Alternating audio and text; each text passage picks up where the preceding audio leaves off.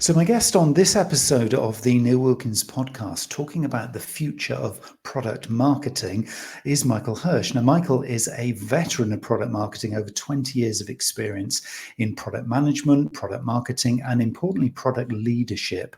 So, a wealth of knowledge and practical insights that we are going to explore and go deep into. Now, this is, I should put a little caveat into this conversation, this is a little bit of a pet topic for me because I believe as marketers, we have become very, very distracted by all things digital and comms and now AI. And we've lost sight of the value of product marketing in our mix. So there, I stated it, I said it. Michael, welcome to the show. And do you believe I'm true or not?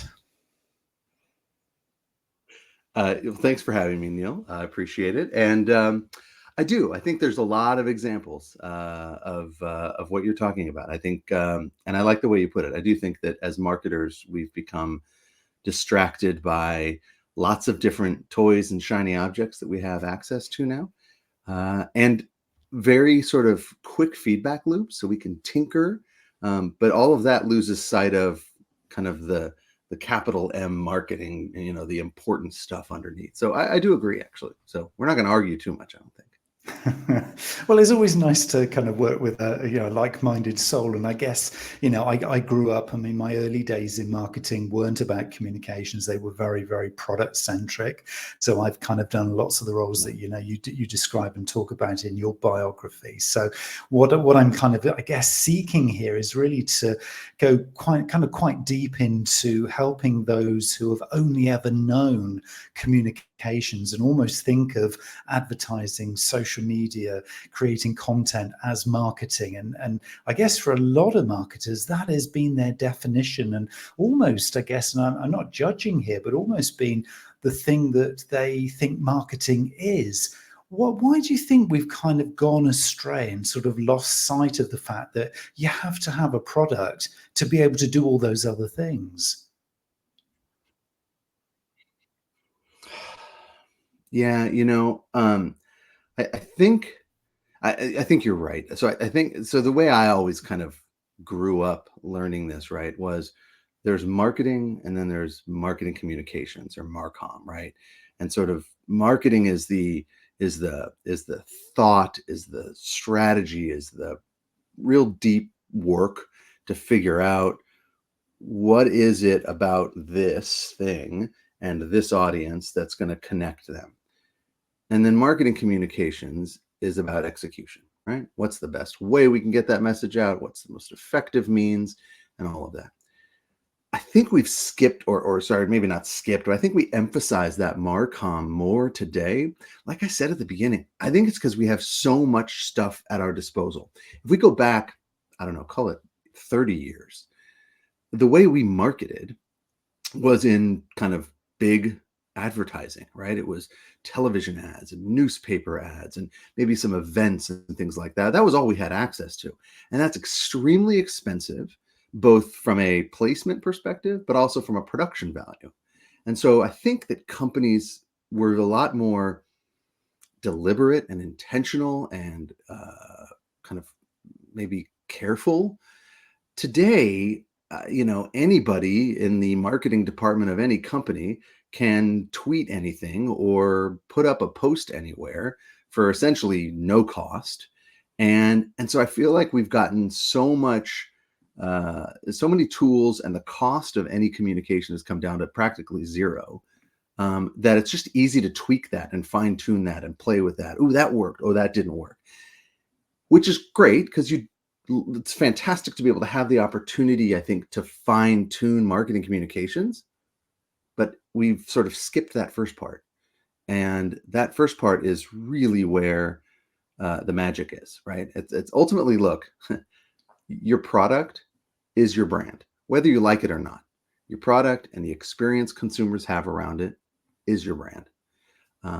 No amount of marketing is going to change that, at least not on a sustainable basis. So I feel like it's just a lot of the bells and whistles and fast feedback of the tools we have now. I mean, it's been a while since I've kind of had a product marketing role.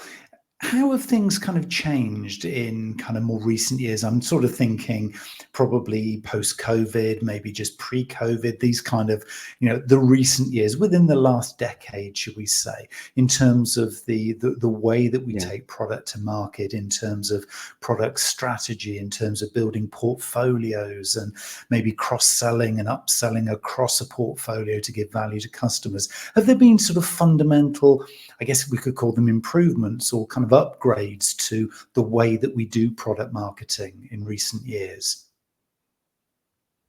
I, I haven't seen that. I'll tell you, to be honest, the experiences I've had, unfortunately, have been that product management has grown more prominent, more present, and stronger within the business, which is a good thing.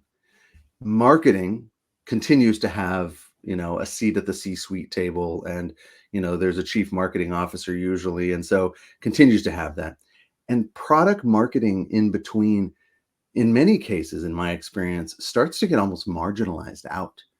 um, and it's a problem because that's the connective tissue, that's the glue, that's really where you're going to ensure that the marketing message is designed and is delivered as an extension of what the product is, rather than something entirely separate. So I think the other reason for that, now that I'm sort of thinking out loud here a little bit, I think that we've seen, at least maybe in the last 20, 30 years, um, the value of brand has gone up, or is maybe more understood and appreciated today than it was maybe 30, 40, 50 years ago. And so I see a lot of companies investing heavily in brand, which, and then when they invest heavily in brand, that's in, design. That's basically in sort of defining what the brand is and making sure it permeates everything, right? So the website and the presentations and what people are talking about and the press releases and all of that, so that everything is sort of very consistent, um, in the way it's being messaged, and the way it's being talked about, which is good and it's important, but it isn't the solution. It's sort of a necessary but insufficient, component to a proper comprehensive marketing plan. So brand is another thing I've seen companies get very, sort of drawn towards, and at the disservice of that product marketing piece. Mm. That's really interesting, and I think for me, almost maybe then spelling out for somebody who's kind of new to this and saying, "Hey, Neil and Michael, what are you talking about? I thought marketing was social media," and almost kind of taking them back to the basics of these different definitions of roles, because a product manager in some organisations does a little bit of marketing, if not they are the marketer.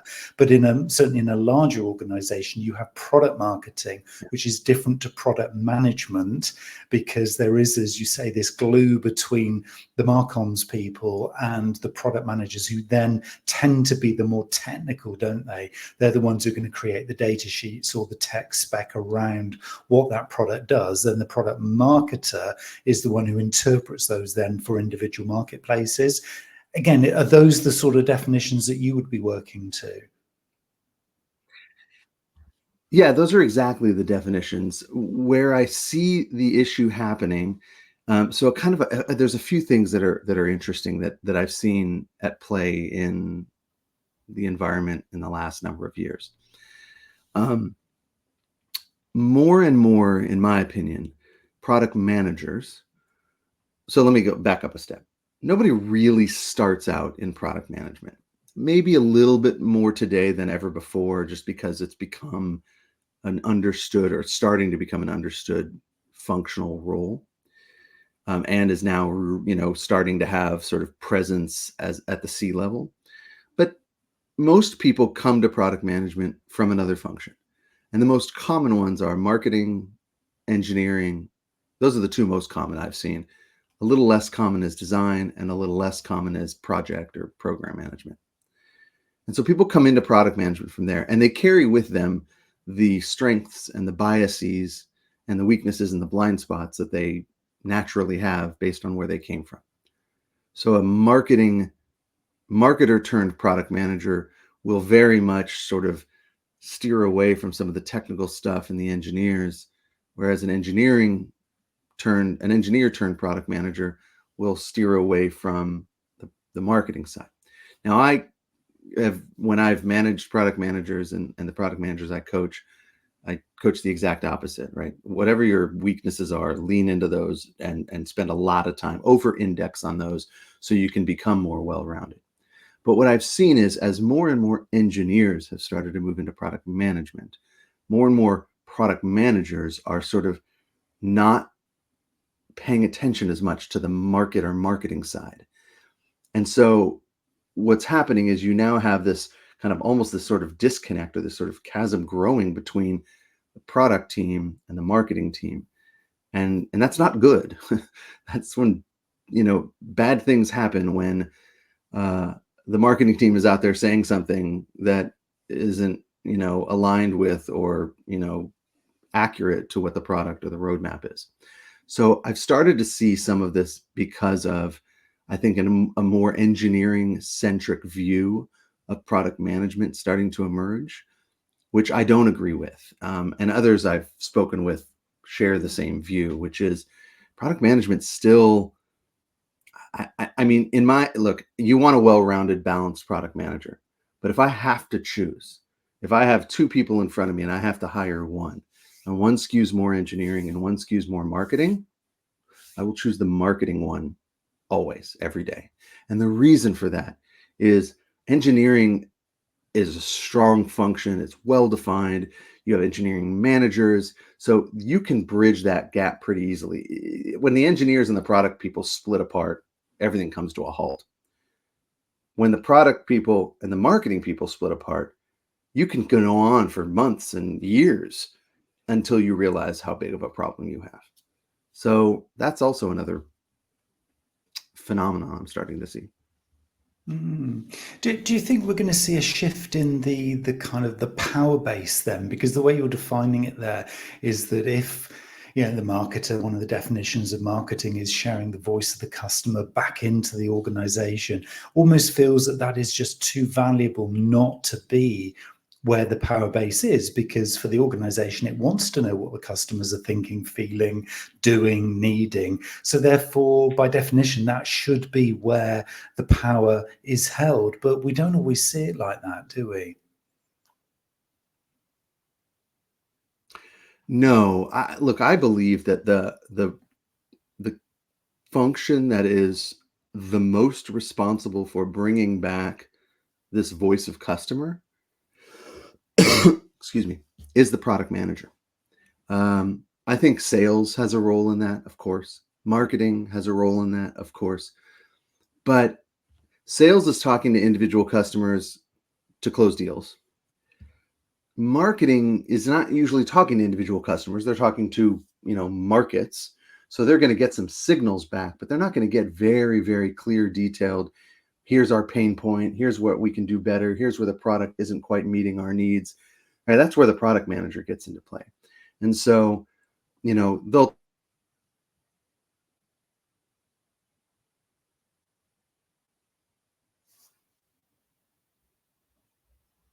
managers ultimately is that voice of the customer.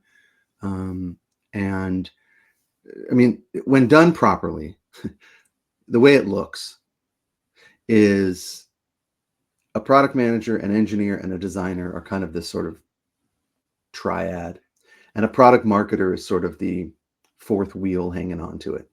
They're a welcome member, but they're maybe not as tightly integrated as those additional three, or the initial three.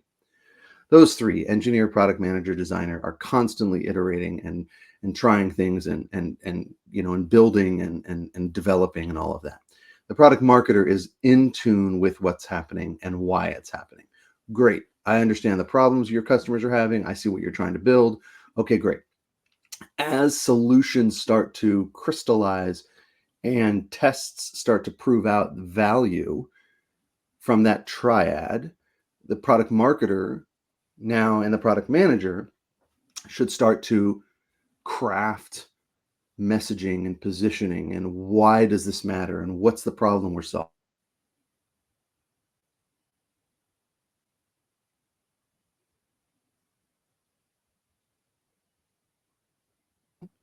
is taken with probably other product marketers, messaging and positioning from other product management teams, right, to the marketing organization writ large, and they build out the overall sort of what are we doing and how are we messaging this and what's the campaign's going to be and all those kinds of things.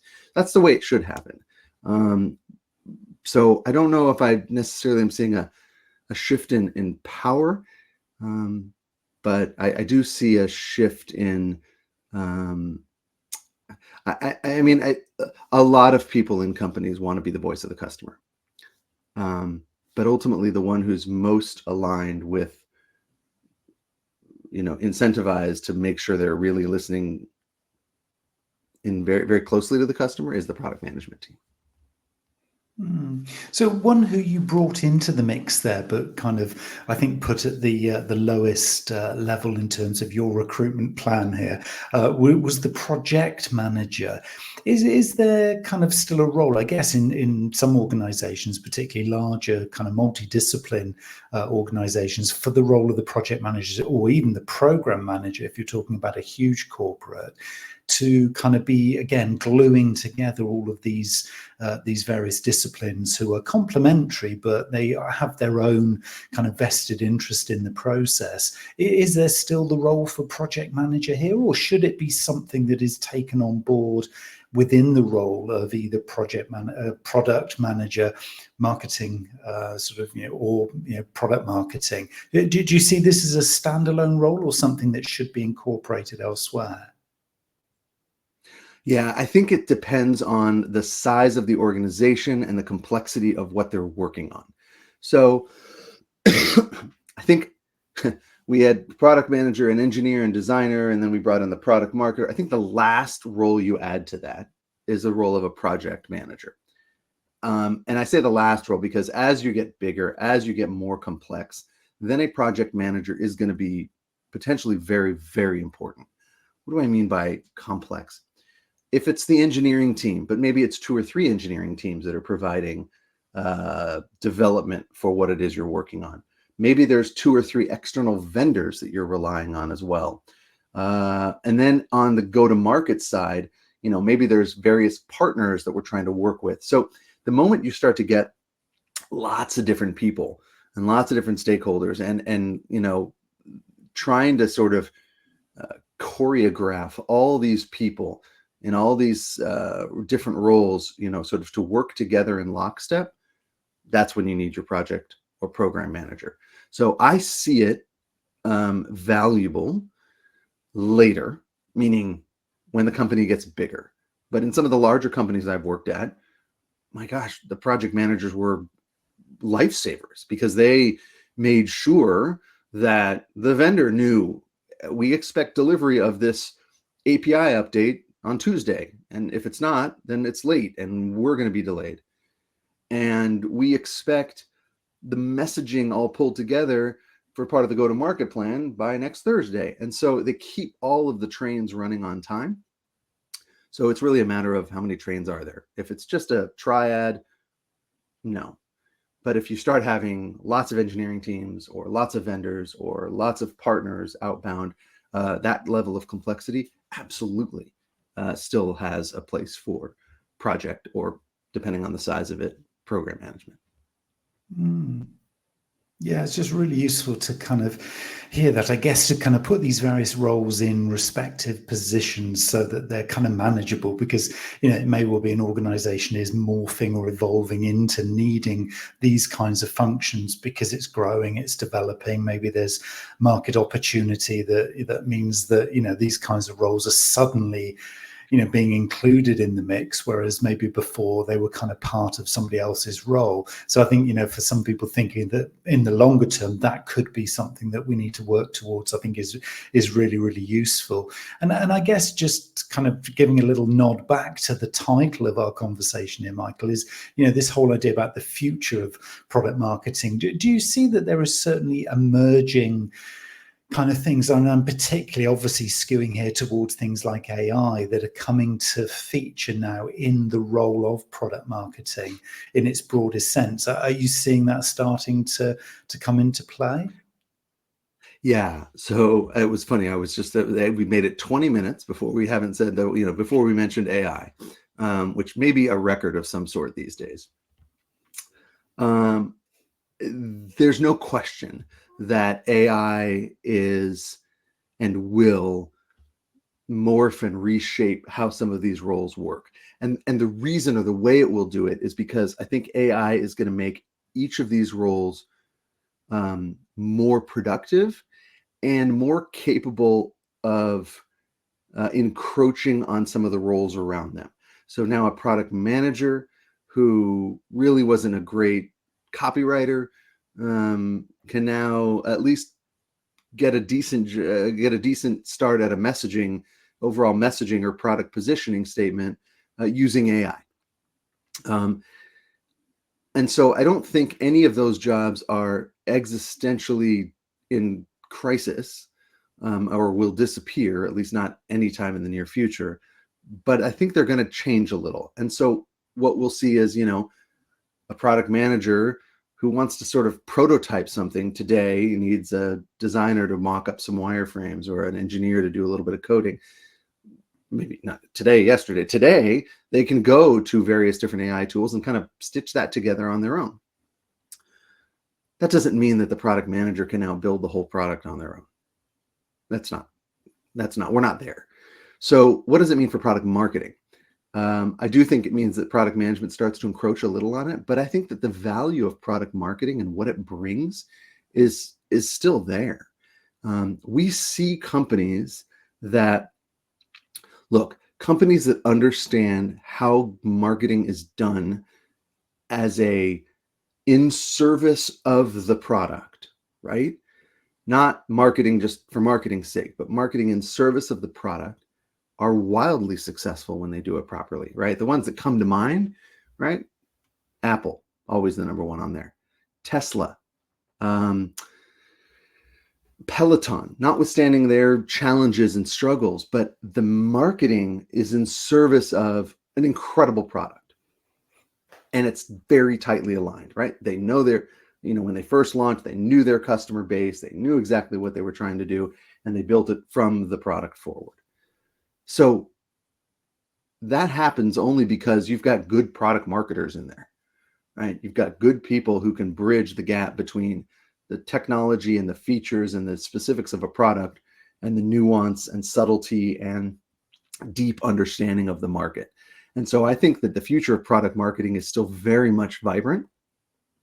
But I do think that what's going to happen is maybe those product marketers are going to need to, start pushing a little bit more into building some of these marketing plans together, right? Because they can work with AI to help get recommendations around what are the channels I would consider, or what are the different communications tactics that might be effective given this market.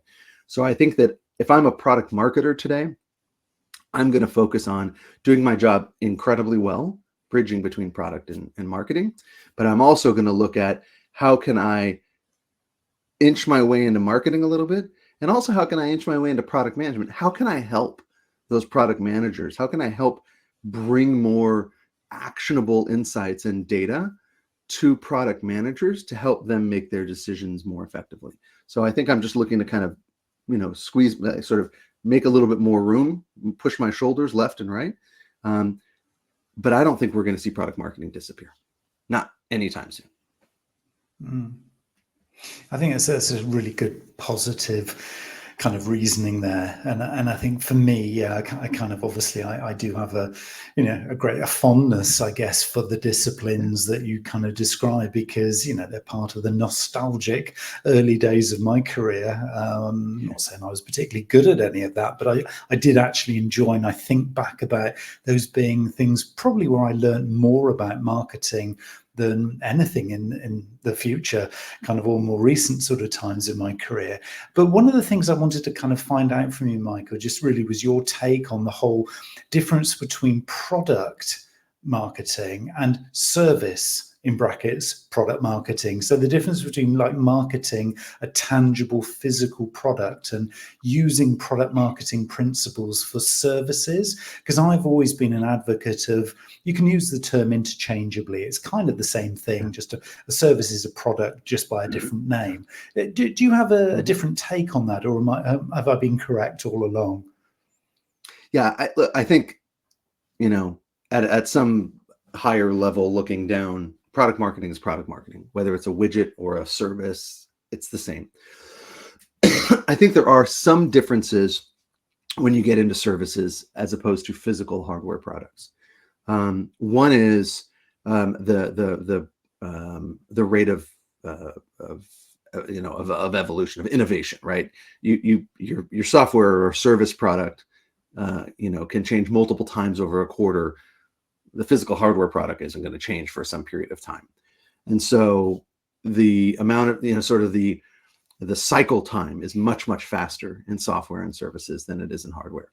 The other, and this is an interesting one that I think we haven't talked about this yet, but I think maybe we want to spend a little time, is this whole idea of what's often called in the business product-led growth. This idea that the product is the marketing channel, right? And so the idea is that, this is where companies like Dropbox and Slack, and on the tech side, like Splunk, basically went from zero to very, very, very big and successful by providing a useful product at no cost, and started to get some distribution almost kind of virally, right? But then using, as people start using it more and more, sort of through the product, marketing for the upsell. And so that's another place that you don't have that in the hardware necessarily, unless it has a connected software aspect to it. And so I think that's another piece where product marketing has maybe another channel or another tool at their disposal, which is marketing through the actual product itself. And we've seen some companies do that really, really successfully. Yeah, and I think it's quite an interesting one, isn't it? Because it brings us on to kind of the orientation. I'm going straight to the textbook here, but the orientation of the business within the sector. So some are going to be very much sales orientated, some will be product orientated, others marketing / market orientated, and other definitions are available. I think, for me, it's just always really interesting seeing the little nuances that are different in a product driven or product orientated market. It could be a market, it doesn't just have to be an individual business. And I think certainly from my experience, I've seen that play out, quite significantly, where, it is driven by, the evolution of a product or service, and, the market is willing, because of the amount of value that product brings, it's willing to be, driven by that market, and it is, product first. And I guess there are certain brands, and certain products that we all know and love, things like the iPhone, for example, where it's very, very product driven. Obviously you could say, well, the Apple brand now is given that a different perspective, but it is very much about the hardware that's in your hand and the experience and the problems that solves, etc., etc. So I certainly see that playing out in a really interesting way. And I think, for a lot of marketers, it's, something to just bear in mind is, what is the orientation of your organization? Are you going to try and push against that, or are you going to flow with it? Because, depending on the market you serve, there will be a certain bias there, won't there, really? For sure. And depending on what your pay grade is, will determine how much you actually can influence the business orientation around that, the company orientation around that. But yeah, I think you mentioned, right, the iPhone and Apple. So Apple does a really, really good job of, tying the marketing message to the product, right? So, anytime they have a new phone or a new iPad or a new service or whatever, their marketing around that release is always about kind of what's new and where that value is to me as a customer. It's not what's new in terms of features, bells and whistles, but it's what's new and how will that make my life better.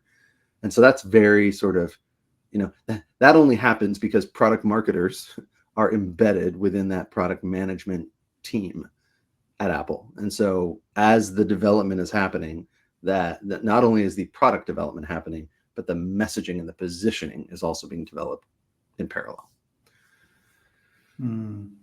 Yeah, and I think again, that's obviously a very unique case, isn't it? I'm just thinking here for a marketer listening to this who is kind of the form, shall we say, that we were describing, and I was really saying there's a lot of them now, from the kind of the Marcoms perspective. So they're sat there in a very comms kind of role. They're responsible. That is their role, and they've not really even considered that product marketing or product management or any of these things even existed. Or they might have heard the terms, but they don't really see those as part of their organization.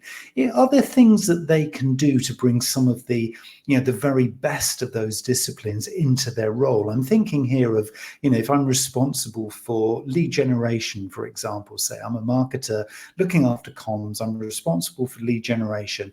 Could I bring together something like a product or service matrix that shows to my sales team that I'm supporting how to cross-sell and upsell and do all those amazing things to increase revenue?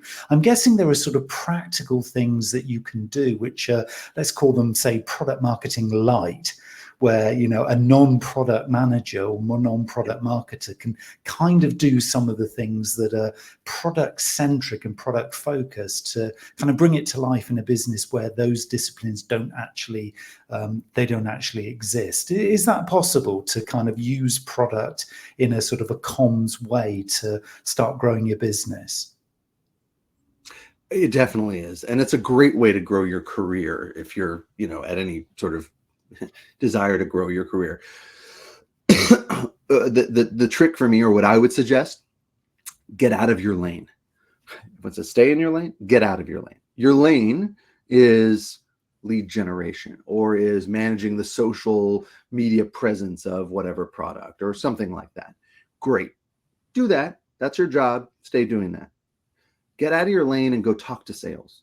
Get out of your lane and go talk to the product people. And start to understand, what are they doing? Why are they doing those things? What are the sales? What's sales seeing out in the field? What are the sort of objections they're getting, or what are the easy? What makes a sale easy? What makes it difficult? The more you can spend time with some of those, maybe I'll sort of the lanes next to you, those stakeholders, the more you're going to learn about the thing that you're ultimately marketing. And then I think you'll just get smarter about it. Oh, a common objection is this.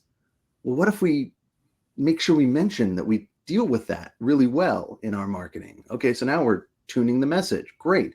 Or, oh, the product manager is working on this incredibly new feature or something. Oh, what if I start to talk in that way? So I think it's an incredible way for somebody who's in a sort of very tactical, execution focused role to start to be play up a level, right? Play up that next level. Start acting as if you've got that promotion that already. So start working with some of those stakeholders. And I think what you'll find is, first of all, I've never, as a product manager, I've never turned down a marketer coming to me and asking about how can I do my job better understanding your product. And sales will not turn you down either. So you'll get good reception, and I think you'll start to make a little bit more of an impact on the business, and that'll get noticed. And this is a lot of what I try to coach is, how do we develop professionally? Because rarely does the company help us with it. The company's very happy with us in the role we're in, but I want to get to that next role. So I think this is a perfect way, if I'm in that marketing spot, start to, look at some of those lanes next to me, to inform how I'm doing my role, and be more impactful. And it feels like there's almost like a little sort of product marketing hybrid kind of role here. It's almost like a sub role that you can start to introduce. And I love that idea of, you're going to be recognized if you do this. Everybody's going to be receptive. There's no reason why you wouldn't want to do this. It's great for your career, but it's also great for your business. So it's a kind of a win-win-win. Yeah. Everybody's going to benefit. And this is, to me, this is where the real heart of product management just comes flourishing through, doesn't it? Because it's a real thing. Yeah. There's a lot of intangibility and a lot of marketing stuff that we do, but this is the real deal. This is where real marketing actually happens. It's profitable. It's like, it's the uppercase M, as you described it, Michael, isn't it? It's exciting. It's a real good sort of future prospect for marketing. And I feel a real kind of, confidence that we'll see a resurgence. Do you feel hope? Do you feel hope that this is going to be the way that people are eventually going to get it? I think so. I mean, because, look, as these things are cyclical, right? So we've got a lot of sizzle, not steak in the marketing right now, right? A lot of sort of, high calorie, but not sort of, high in nutrition marketing.